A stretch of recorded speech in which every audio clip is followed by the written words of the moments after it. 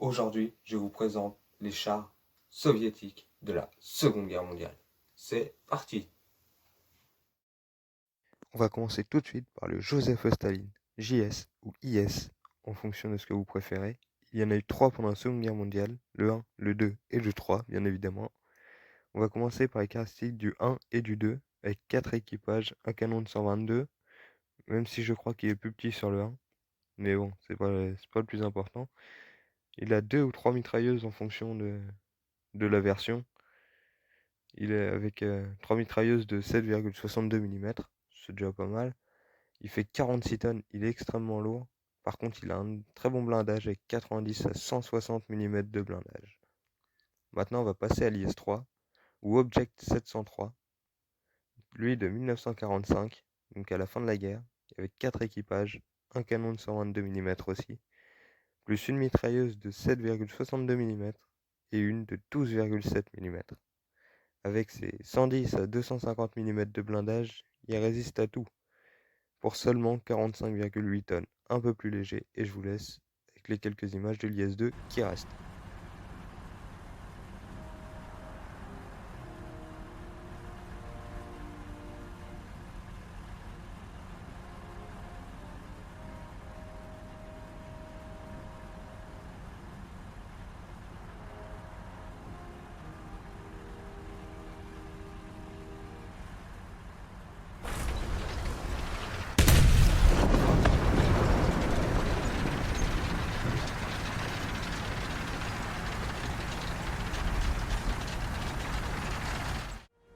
Le KV-1, l'un des premiers chars soviétiques qui a été un char lourd et très performant, avec ses 5 équipages, son canon de 76,2, plus ses 4 mitrailleuses de 7,62 et encore une autre de 16,2 mm.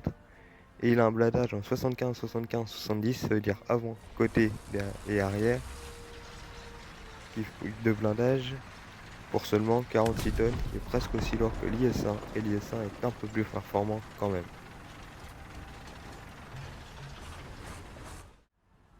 L'incroyable KV-2 maintenant, avec ses 6 équipages, son canon de 152 mm, ce qui est énorme, avec ses 3 mitrailleuses de 7,62 mm, pour seulement 52,16 tonnes. Et je vous laisse avec quelques images.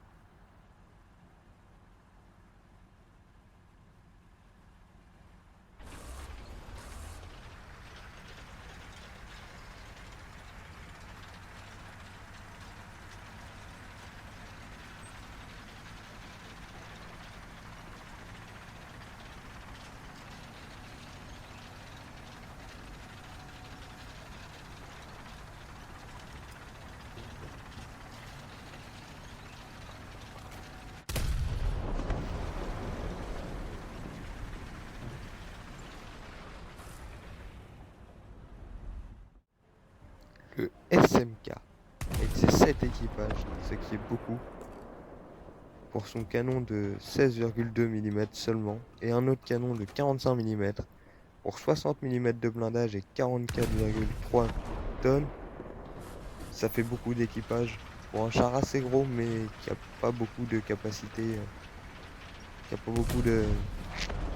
Il a pas le truc qui va faire qu'il est incroyable. Et je vous laisse avec quelques images.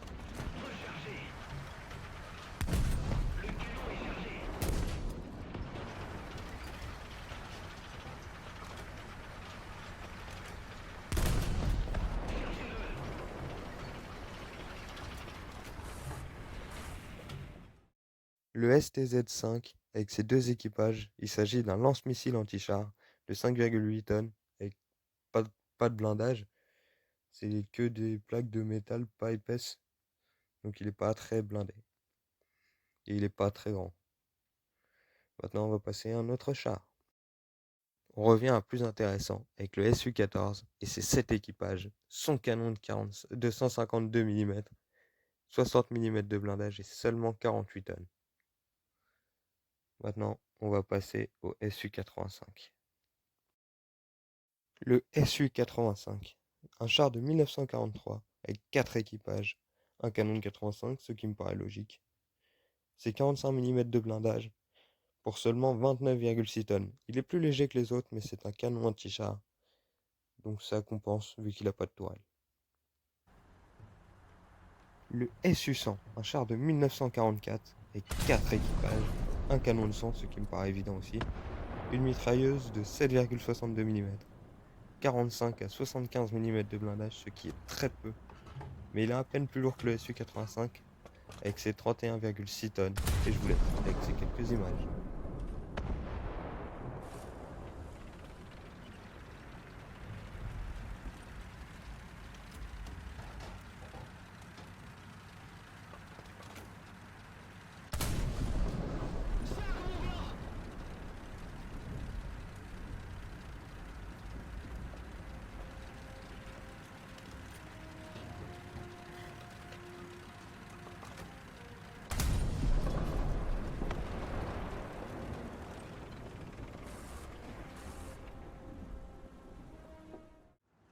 Le fameux T-34 qui a énormément de variantes de 1940, celui-là, avec 4 à 5 équipages en fonction de la variante, un canon de 76,2 ou de 80 ou de 85, avec 2 mitrailleuses de 7,62 mm et 45 à 90 mm de blindage, et de plus il est très rapide, ce qui le classe très haut dans l'estime des chars soviétiques. Et je vous laisse ces quelques images.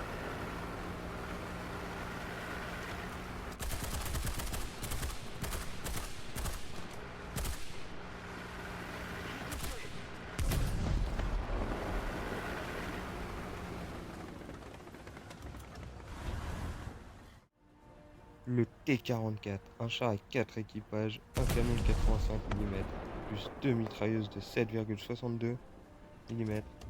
Il a entre 15 à 120 mm de blindage pour seulement 31,9 tonnes.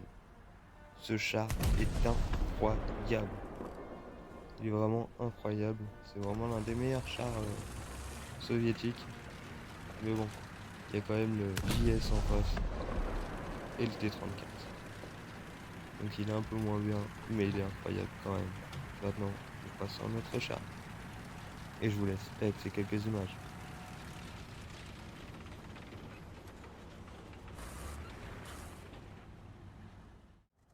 Le T-60, successeur du T-50, est précédemment dans l'histoire des chars soviétiques de l'entre-deux-guerres.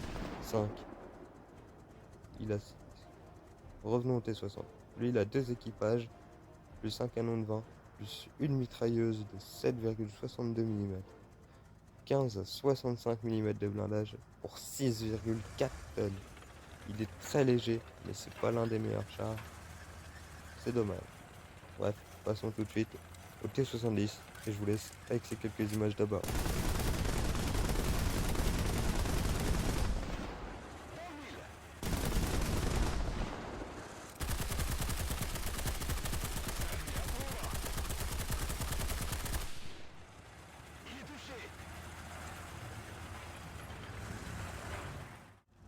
On arrive à la fin avec le T-70, qui est une variante du T-80, mais lui je crois que je vous en ai pas encore parlé, ou pas du tout même.